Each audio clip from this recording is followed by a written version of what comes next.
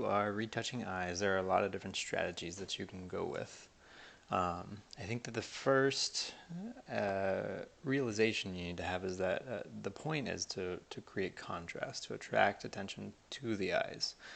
Um, so most of the strategies that we use will kind of revolve around that and trying to bring that sort of attention to that area. We're going to start by mapping out the areas that we're going to create contrast in. Remember that when we're retouching, the point is typically going to be to accentuate areas without drawing attention to the fact that they have been edited. You want to keep your editing subtle so that it's not noticeable. Unless you're turning on and off those edits, then you'd be able to see it. But otherwise, it should look natural. Your goal should be to enhance rather than to add things in to it. So we want to enhance these areas first of all of highlights and shadows to create contrast. So just to show you where I'm going to be doing that, I'm going to map it out a little bit. I'm going to use a brush. We'll use this color. I created a new layer here. And we will use a pretty tiny brush size for this. We don't need it to be big. Alright, so we'll start with highlights. We'll use this color for our highlights. So places that we would want to add, and some of these are going to be pretty hard to notice, especially if you're zoomed out in this picture, but it's when all of these little tiny things come together, that's when it really makes a difference. So if we zoom in, there's usually going to be this area in here around the eye. There's sort of this gleam right along that bottom edge. You'll also notice some of those same sort of wet looking gleams in the corners of the eyes. Oops, hard to see the cursor with Photopea. And here, there's some here. And then there's the more obvious ones. Above the eye on the top eyelid, right along here. Let's see, on the bottom eyelid, right along, all the way, really, all the way along here, in this area. And it's kind of hard to notice there because you have the eyelashes, but look beneath the eyelashes, kind of back up a little bit from it. It might not necessarily be a highlight, but we can make that a highlight. It's brighter than the other areas. It's not bright, though, yet. And then maybe a little bit underneath the eye here. We don't want to go too far with this because when you're starting to accentuate highlights and shadows beneath the eye, it tends to increase the perception of age there. You get basically baggier eyes. And then we'll go one large area right here on the brow because we have our light source is kind of coming in from this direction here and hitting there. For highlights, that looks pretty good. I would also say when we're doing the inner eye and the inner iris, one of the principles here is that, well, usually and especially when you're dealing with photos that were taken for modeling purposes, you're going to find catch lights in the eyes. It's those sort of glares, and those give you an idea of where the light source was. So in this case, the light source was in the top right corner, coming from this direction. So this was our light source. I'm not going to add anything to this, but just to show you and what I'm talking about, that would be the light source. And one of the curious things about these light sources is that when you zoom in on the eye, you'll notice, and just about every picture, I haven't seen any examples that counter this, but I don't want to say 100% of the time. You'll notice that on the opposite side of the iris is the colored part of the eye. The opposite side of the iris from where that catch light is typically going to be where the brightest part of the iris itself is, barring the glare itself, of course. But right along in here, you'll notice that this area tends to be the brightest. For whatever reason, I don't know, it's just the optics of the eye. But this area will be brightest, so we're going to accentuate that area as well. Alright, and so we'll do this quickly on the other side of the other eye here. Same area on this eye. You'll notice that this the whole eye is pretty dark because it's on the shadowed side of the face, but this area is the brightest, opposite the catch light again. When we do around the eye, we're going to take care of this glare here. You got a little glare here in the corner as well. That will bring out same sort of angle above the eye on the upper eyelid. There. We'll do the brow here. We can see that, you know, there is this large part here that is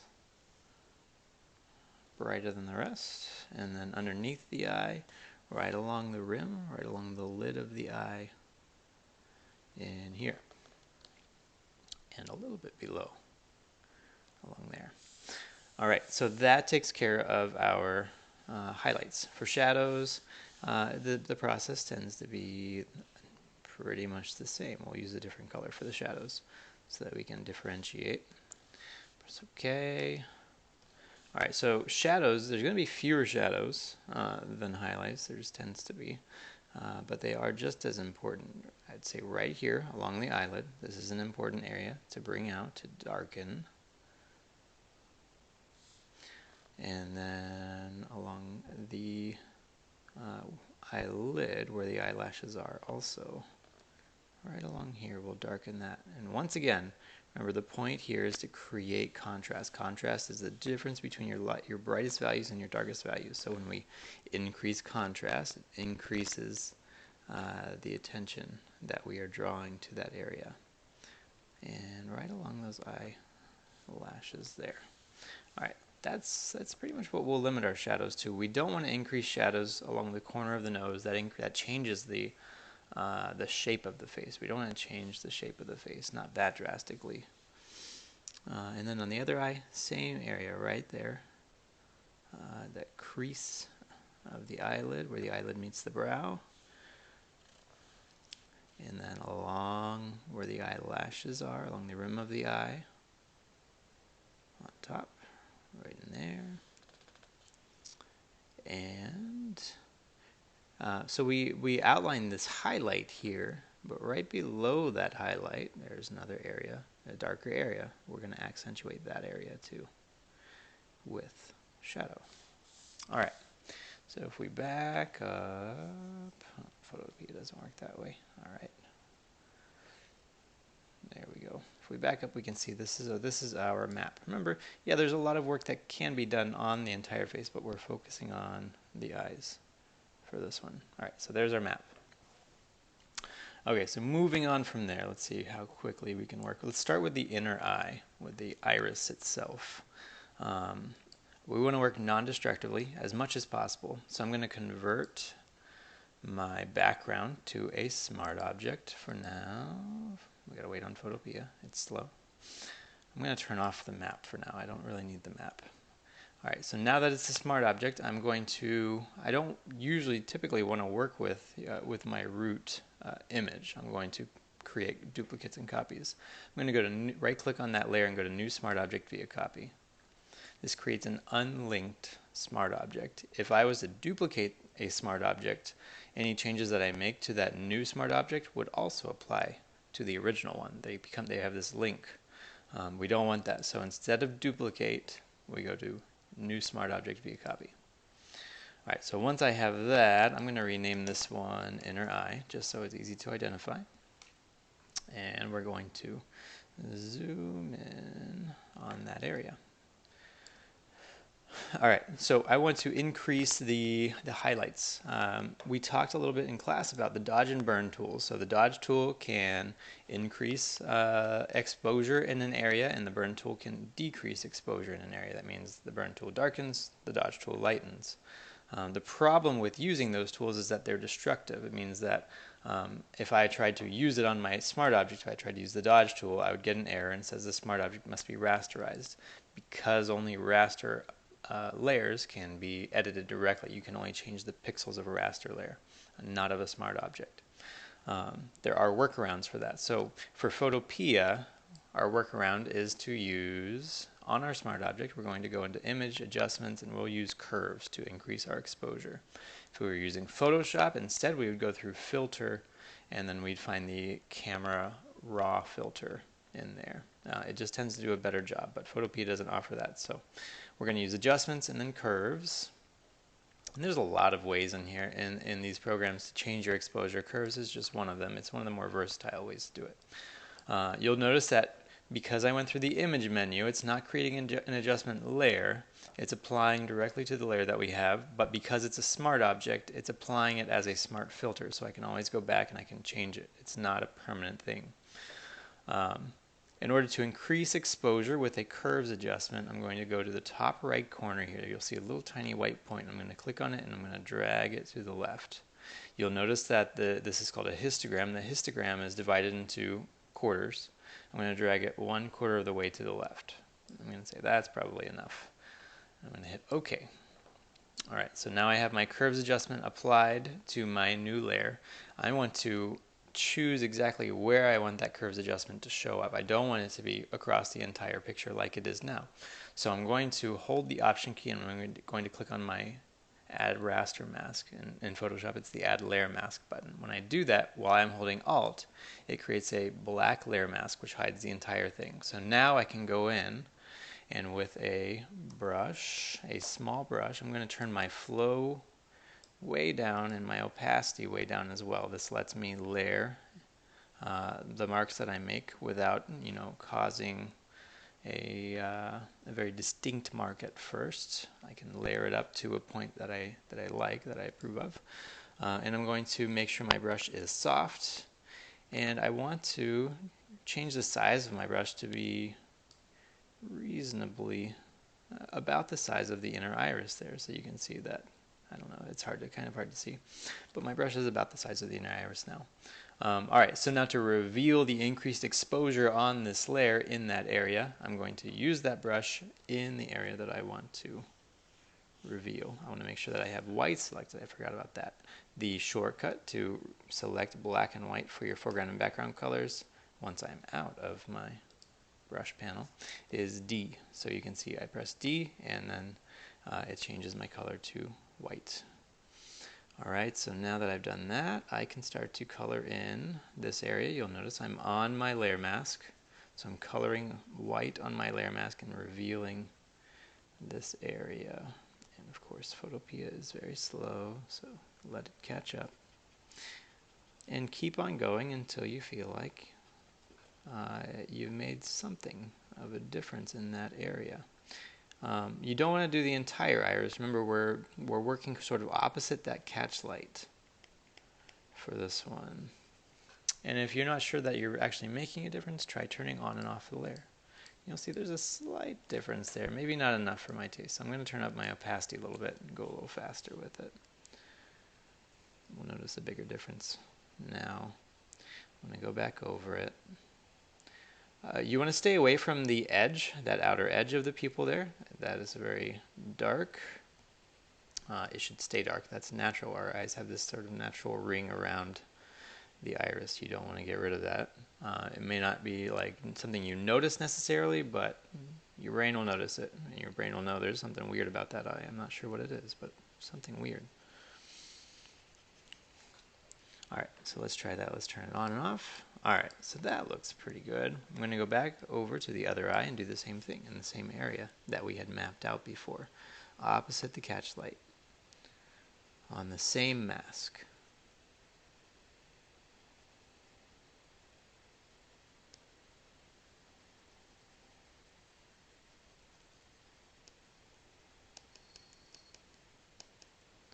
Alright, that looks pretty good. Again, we're going for a natural look. It doesn't necessarily look like out of place when we're looking at it together afterwards. But if we turn it on and off, we can see we did definitely make a difference. We brightened up that area and it stands out more. The eyes are a little bit more striking. Let's keep on going with other stuff now. Alright, so that's the inner eye. There are some other things you can do with this. If you were, for example, maybe you wanted to change the color of the eye. The premise is kind of the same. Well, sort of. Some of the process is the same. You're just you could use a brush, choose a color. I would say a color that's, appropriate to the person's current eye color. Unless your goal is to make them look kind of sci-fi, you want to stick with something natural, remember. That's the name of the game, is keep it natural. So she has brown eyes. I'm going to go somewhere, anywhere in the brown to the sort of amber, I guess, color I'd say would be acceptable. And we'll use something bright. We'll hit OK. You'll see I made a new layer here. I always work on a new layer. And in that same area, let's zoom back in here. I've got my low opacity, low flow brush. I'm going to start coloring in this area. It's going to look unnatural at first, and that's all right. It should, because we're giving her a new eye color. And it's covering some of the texture because it is a solid brush. I'm going to go over and I'm going to do the other eye. We'll fix that in just a second. Alright, so that looks pretty good. Now you're going to, with that layer, you're going to change the blending mode of that layer. You can do either overlay or soft light. Either one will work pretty well. I think for the eyes, soft light will do a little bit better. And if you're not sure really what difference you made, then once again, turn the layer on and off, and you can kind of see. Alright, so not too big a difference there. If you decide later on, here's kind of the cool thing about it, if you decide later on you want to change the color, with that layer selected, you can go in and to the image adjustments menu and go to hue saturation, and you can vary your hue. You could, if you wanted to, you could create a smart object out of it so that you do it non-destructively. I don't plan on, changing the eye color a bunch of times though, so I'm not too worried about that. But you can see that as I move that, as I shift that, the eyes change color, change hue from purple and red and green and blue. You can make it whatever you like, and you can also play around with the lightness and the saturation of those eyes. But remember, keep it natural. So we'll keep it fairly natural. That looks pretty good. All right, back out. So now if I turn that on and off, a very noticeable difference there, but not if it's on and not turning on and off. All right, and one more thing that you could do, and remember what I said, all of this stuff together makes the difference. Individually, these edits aren't going to do a whole lot. The last thing, well, not the last thing, but the next thing I could do would be to add a little bit of texture to the eye. So for this one, I'm going to make a tiny brush, use a tiny brush, probably like 2 to 3 pixels. It's going to depend on the resolution of your image. I have yellow selected for now. For texture, for accents, I'm going to go actually a little bit sort of like a yellowish green maybe.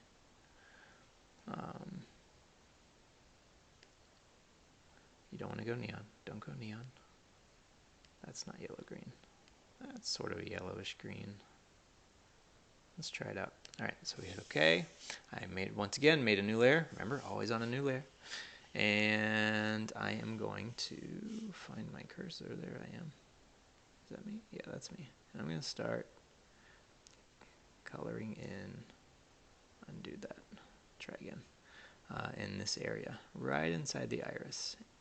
You know what, that's not as noticeable as I want. I'm going to turn my opacity up. If you're not getting the effect that you want, anything that would be noticeable, don't waste your time on it, but go ahead and, change your settings so that you can make it stronger. It's really hard to see my cursor in Photopea. Alright, there we go. That's a little better. Noticeable. Weird at the moment. That's okay if it's a little weird. People don't usually have yellowish green stripes in their eyes. But create this texture. If you look at a macro photo of an eyeball or of an iris, you'll notice that we all have this sort of radial texture within our eyes that emanates from the pupil. I'm going to go over and do the same thing for this eye. Once I find my cursor, there it is. Okay. And I'm going to start creating that same sort of scratchy pattern coming from the pupil area. Alright. That looks sufficiently weird, but gives us a little more texture in there. I'm going to readjust here so you can see both of them. Alright, so to make it a little bit more acceptable, I'm going to change my blending mode again. This time I'll do overlay. That'll keep it somewhat noticeable still. If I turn the layer on and off, you can see I've increased to some extent the texture within those eyes. All right, so that, I'm going to group all of these layers together here. Control G groups them into a folder. I'm going to call this one Inner Iris. All right, next we're going to work around the eye. After that, we will, well, I think maybe that's what we'll cover tonight. All right, so new folder, and we're going to do around the eye.